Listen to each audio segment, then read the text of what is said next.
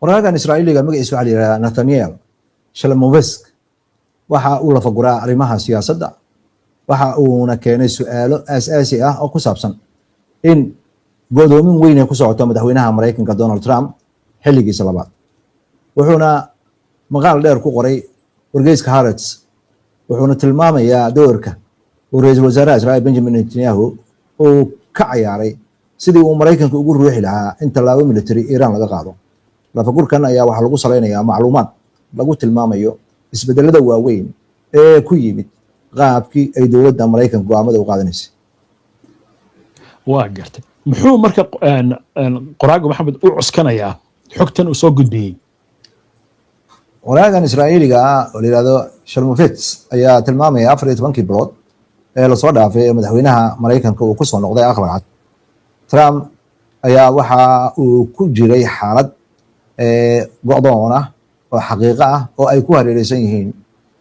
dad asaga taageersan oo kooban oo macluumaad gaar u soo gudbiya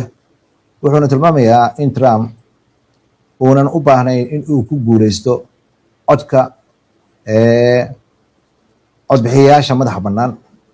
waxaana muuqata baa leeyahay inuunan kala jeclayn aaraha dadka laga ururinaya ee lasoo bandhigayo oo shacabka Mareykanka intiisa badan ay ka soo horjeesteen dagaalka waxaa sidoo kale uu qoraagan tilmaamayaa in Trump uu isku hadlaynayo bartiisa bulshada Truth Social waxaana aad u soo ifbaxaya saameynta ay leeyihiin dadka xag jirka ah ee ka tirsan ololayaashiisa hore ee aan ka dhigno Mareykanka mudnaanta koowaad ama maaga loo yaqaano hadda waxaad moodaa asaga iyo kooxdaas inay kala jeedaan waa gartay dagaalkan Iran iyo kutumashada qawaaniinta caalamiga ah ayuu sidoo kale qoraagu soo qaatay sida Trump uu uga xadgudbayo muxuu ula jeedaa arrinkaasi Trump hadaladiisa sida dhaafsan sida uu xusay ninkan qoraaga ayaa tilmaamaya inuuna u baahnayn qawaaniinta caalamiga ah wuxuuna ku salaynayaa wax walba caqligiisa iyo sababeyntiisa oo ah midda wax go'aaminaysa muujinaysana in madaxweynaha Mareykanka uu u janjeero keligii taliye ahaan inuu dhaqmo sida uu qoraagan hadalka u dhigayo isagoo soo xiganaya nin la fagura ah oo George Parker la yiraahdo Trump ma kala jecla shacabka Iran iyo inuu arko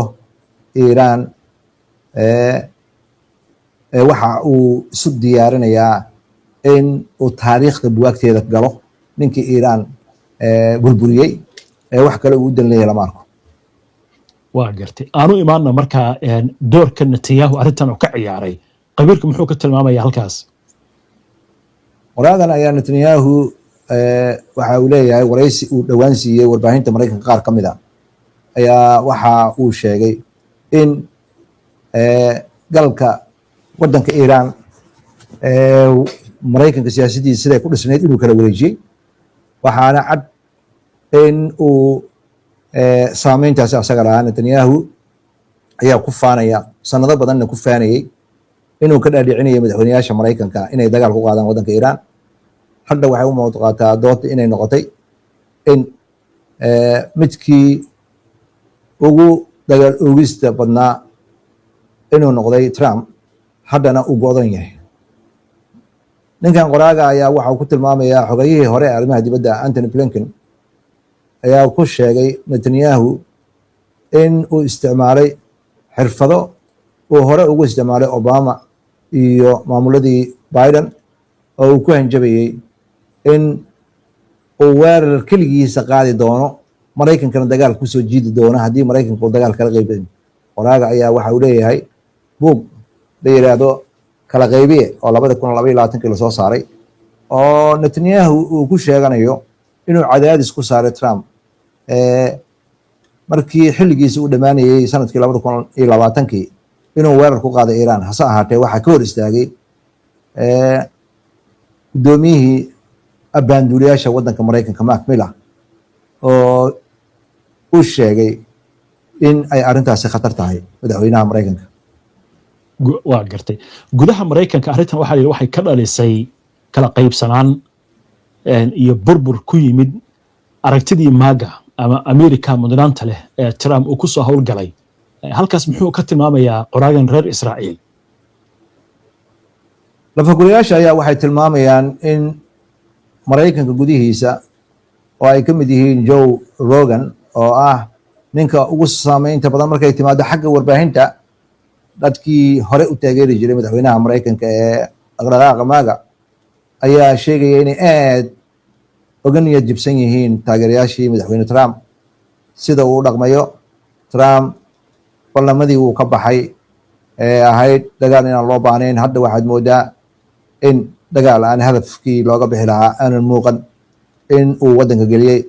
nin suxufiya oo maaga u ololeeya ayaa asna bilaabay inuu ku tilmaamo dagaalka inuu yahay mid masiibo istiraatiijiyad ah, waxayna arrintaasi ku dhalisay maamulka Maraykanka in madax bannaanidii ay maamulka Maraykanka lahaa in ay meesha ka baxdo oo ajandihii Israa'iil in la taageero ay noqoto. jamhuuriyiinta xag jirka ah ee daacadda u ah Trump iyo kuwa madaxa bannaan ee aan codkooda weliba dhinac u jeerjeerin iyo dimuqraadiyiinta ayaa kulligood muujinaya inay kasoo horjeedaan Trump dagaalkan uu waddanka geliyey. Trumpna hadda mowqifkiisa aad ayuu nugul yahay. waa gartay muxuu ku soo gabagabeeyey markaa qoraagu qormadiisan uu ku daabacay wargeyska Haaretz ee ka soo baxa Israa'iil? Shalmovitz ayaa doodiisa ku soo gabagabeeyey dagaalka Iiraan lagu qaaday inayna ahayn natiijo ku timid istiraatiijiyad uu Maraykanku lahaa. taa waxaa bedelay natiijo ku timid in madaxweynaha Maraykanku uu go'doon noqday lagana faa'iideystay oo Israa'iil ay ka faa'iideysatay. waxaana hadda la ogsoon yahay in aqalka cad in uu aad iyo aad u nugul yahay. lafagurayaasha oo dhan ayaa waxay xaqiijinayaan inay muhiim tahay. sababahaas oo dhan ayaa nugaalka keenaya in go-aankan uu Maraykanka qaato madaxweynaha Maraykanka, waxaana suuragal ah xulufadiisa gobolka in ayaga laftirkooda laga faa'iideystay oo aad u nugul yihiin. arrintaasna ay keentay dagaalkan hadda aan lagu talagelin in Maraykanka uu dhex taagan yahay, saaxiibo badanna ku leeyahay. waa gartay waaya maxamed, haddii intaas aynu kaga gudubno warbixinta Haaretz, Trump iyo Netanyahu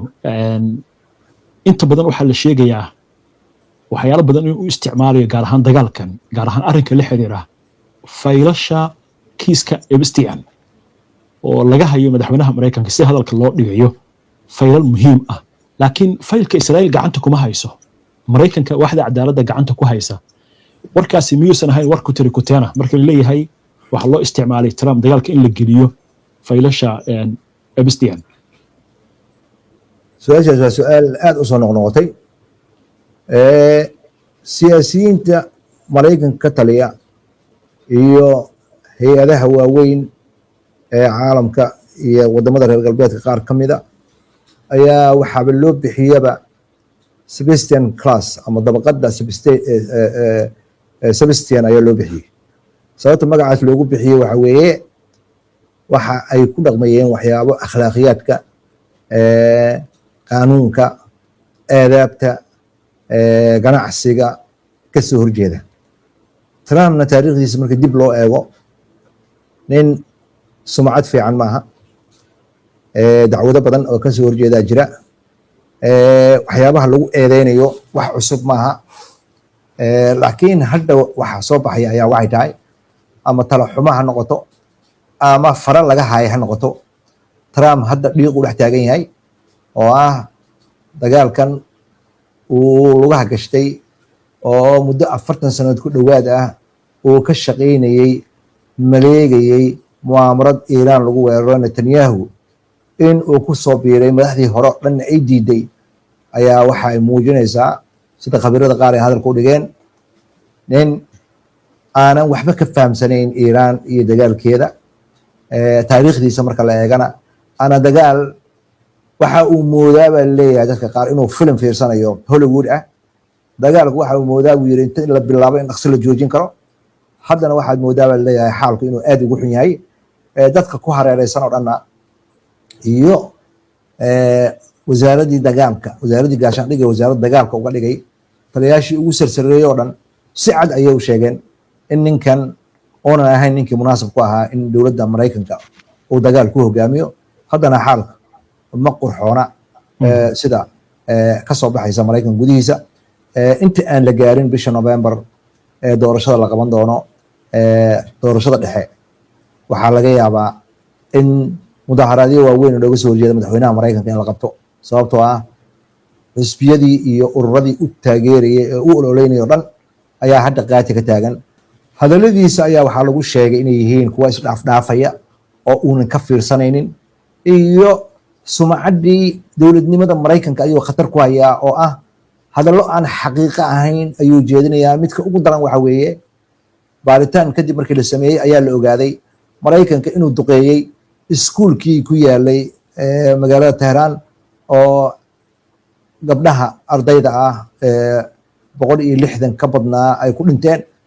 asaga laakiin markii uu arrimahaas ka hadlayay asagoo ka fiirsanayo ka hadlay wuxuu iska indhatirayaa khabiirada iyo ciidamada sirta wararka ay soo gudbiyaan Mareykanka marka dad badan ayaana la dhacsanayn hore taageero u ahaa madaxweynaha Mareykanka iyo sida uu dhaqmayo dagaalkan hadda waxaad moodaa nugeelkiisa oo inuu banaanka soo dhigayo waa gartay way aan ku soo gabagabayno dhinaca kale la iskuma hayo inay saaxiibo yihiin oo waxaynu ognahay Trump madaxweynkiisii hore inuu soo raray safaaradda Israa'iil oo madaxdii Mareykanka oo dhan ay diideen madaxweynayaashii hore tan iyo markii Israa'iil la asaasay oo Tel Aviv ka soo raray Qudus la haysto uu keenay 2018 buuraleyda Golan oo xitaa wadamada reer galbeedka reer Yurub ay ka soo horjeedaan Israa'iil haysashadeeda oo ay leeyihiin waa dhul Suuriya ay leedahay wuxuu yiri dhulkan waxa iskale Israa'iil buu aqoonsaday waa laba nin oo aad saaxiib u ah hadiyo goraal kulma telefoonka ku wada hadla sawirkan waa diyaaradda B2 oo Trump iyadoo laga sameeyay computer oo ka dhigay in asaga iyo Netanyahu ay wadaan bariis bulshadan uu ku soo bandhigay waliba markii dagaalkan la diyaarinayay Iran miyaan la oran karin hadalada ah in Netanyahu uu maalayo Trump waa iska sheeko laakiin Trump isaga laftigiisa uu isticmaalaya Netanyahu oo waxa dhan asaga aba tabo ma la oran karaa waa su'aal aad u fiican madaxweynaha Mareykanka dadka yaqaana taariikhdiisa yaqaana ma aha nin u jajaban caqli iyo aqoon iyo la tashi dad nin qab weyn kibir badan isu haysta wax walba inuu asaga sax ku yahay saaxiibtinimadan uu la wadaago dad aan wadankiisa ka tirsanayn sida lagu sheego ra'iisul wasaaraha Israa'iil iyo madaxweynaha wadanka Ruushka waxay ku tusaysaa sida aqli ahaan uu u nugul yahay leeyahay qabiirada qaar waxa weeye qofkii xoog leh qofkii wax kala goyn kara marka ay timaado waa xushmeynaya laakiin dadka inta kale waa ku tumanaya labada ninna uu ku sheegay inay saaxiibadiis yihiin madaxweynaha wadanka Ruushka Putin iyo Netanyahu laba nin oo igu soo ordo maaha oo nin walba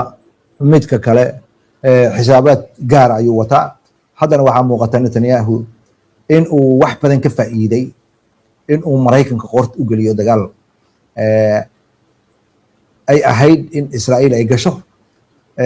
haddana Mareykanka iyo Israa'iil in isku meel ay ku sugan yihiin xaalkana maalin ka dambaysa warar ka soo baxaya dagaalka inuu dagaalka aad iyo aad u culus yahay waxyeelada u geysanayaan xagga dhaqaalaha waxaa lagu qiyaasay 15 maalmood la soo dhaafay Israa'iil oo kaliya qasaaraha soo gaaray inuu yahay 500 bilyan sida uu sheegayo Scott Rittes oo arrimahan aad iyo aad ula socda haddii la barbar dhigo labadii sano ay Israa'iil ku burburinaysay marinka Gaza iyo magaalada Gaza waxaa lagu qiyaasay 80 bilyan oo dollar halkan waxaa lagu qiyaasay 500 bilyan oo dollar nus trillion ayaa laba week haddii laba week kale dagaalku uu sii socdo waxa weeye kaabayaashii ayaa burburaya daarihii xafiisadii tareemadii dekadihii eeraboorradii wax allaale wixii caaqibada lahaa ayaa Iran si toos u burburinaysaa ayuu yiri Ritter haddii dagaalkan uu sii socdana Israa'iil ma sii wadi karto dagaalka ama